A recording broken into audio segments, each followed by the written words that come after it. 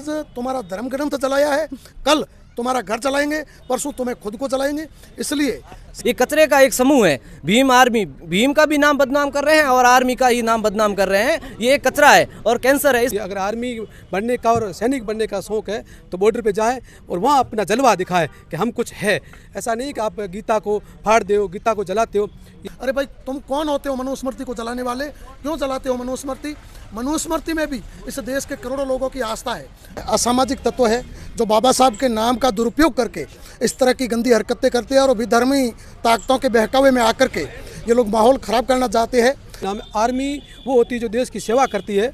Army वो होती है जो देश के लिए बलिदान देती है। आर्मी वो नहीं जो ग्रंथों को जलाए और प्रतिवेद फैलाए, जातिवाद फैलाए। ऐसी आर्मियाँ नहीं होती। अपनी तो विशेष मांग इतनी है कि इस भीम आर्मी को जल्द से जल्द बैन किया जाए। अगर इसको बैन नहीं किया गया तो ये ऐसे असामाजिक तत्व और कचरा है। ये एक तरह का ये कैंसर फैल चुका है ये भीम आर्मी के नाम पर। और ये आर्मी जो पीछे लगा रखा है और ये भीम का भी नाम बदनाम कर रहे हैं। मैंने कहा कि मेघवाल समाज हिंदू है। वो राम साहब पीर को पूजता है तो रामदेव को भी पूजता है और राम को भी पूजता है। वो हमारे भाई है, वो कोई हमारे धर्म से खिलाफ नहीं है। अंदर इन्हें गिरफ्तार करने की हमने मांग करी है। अगर समय रहते ये ताकतें गिरफ्तार नहीं होती है तो हम वहाँ जाकर के स्थानीय थाने का घेराव करेंगे, बाड़मेर कलेक्ट्रेट का घेराव करेंगे और बाड़मेर ही नहीं समूह से राजस्थान में पूरे देश में जमकर विरोध प्रदर्शन। भीम आर्मी ने ऐसा सुनने में आ रहा है कि पवित्र ग्रंथों को मनुवादी से जुड़ी किताबें थी और ये बता रहे हैं, दावा कर रहे हैं कि गीता भी जलाई। उसको लेकर आप क्या कहना चाहोगे? भीम आर्मी के लिए आपके मन में क्या शब्द चल रहे हैं? कल जो घटना बाकासुर के अंदर घटी है वो एक अपने आप में शर्मनाक घटना है। वो बोल रहे हैं धीरे धीरे हम तो सत्ता में आएंगे और हम ही नेतृत्व करने वाले हैं। उसको लेकर क्या कहना चाहोगे? मैं तो भीम आर्मी वाले असामाजिक तत्वों को इतना ही कहना चाहूँगा कि आप कुछ बहुत बड़ी गलतफहमी में जी रहे हो। जो असामाजिक तत्वों की तरह जो घटिया हरकतें कर रहे हैं और ये घटिया लोग ही है भीम आर्मी वाले। नहीं तो कोई दलित समाज से इनका कोई लेना देना है। चंद लोग हैं ना, दलित समाज पूरे को बदनाम कर रहे हैं। इनका कोई लेना देना नहीं। दलित समाज की स्थिति क्या है, उनको आगे कैसे बढ़ाया जाए या शिक्षा के ऊपर ध्यान दिया जाए, इन्हीं किन्हीं चीज़ों से इनसे कोई मतलब नहीं है। इनका काम हमेशा षड्यंत्र करना और कैसे हिंदू समाज में फूट डालना और कैसे दंगे किए जाए, कैसे क्या किया जाए। ये असामाजिक तत्वों ने जो गलत भावना फैलाई और एक समाज के अंदर गलत प्रताड़ना दी है, उसके लिए खेद है। पूरा हिंदू समाज आक्रोशित है और उनको हम कानून से मांग करते हैं उनको गिरफ्तार किया जाए और असामाजिक तत्व और भीम आर्मी को गिरफ्तार करके समाज को प्रतिष्ठित बनाए।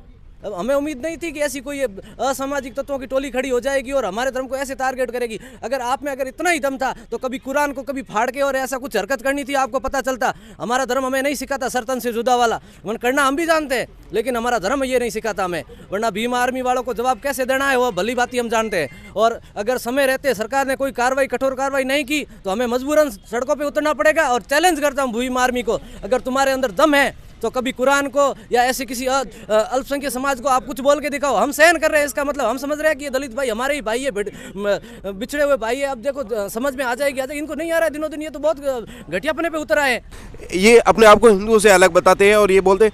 आपको क्या लग रहा है, ऐसी स्थिति बनी तो कहीं मंदिरों में तोड़फोड़ शुरू ना हो जाए, कहीं देश में दंगे फैलेंगे? या अगर इनकी हरकत तो यही है, ये तो यही चाहते हैं कि जल्दी से जल्दी ऐसा कुछ कार्य किया जाए जो जिससे हिंदू धर्म का अपमान हो, हिंदू धर्म को खंड खंड करने की इनकी कोशिश हमेशा रहती है। और ये दलित समाज पूरे का नहीं बोल सकते हैं। ये तो चंद लोगों का, असामाजिक तत्वों का, एक कचरे का एक समूह है। भीमराव अम्बेडकर, रामजी अम्बेडकर के नाम पर ये लोगों को भड़का रहे हैं। और दलित भाई हमारे भाई है, मेरे पर्सनल मित्र है कई, लेकिन हमें तो कभी ऐसा नहीं लगा। उन लोगों को ये गुमराह करने का काम कर रहे हैं। गीता का अपमान सहन नहीं कर सकते।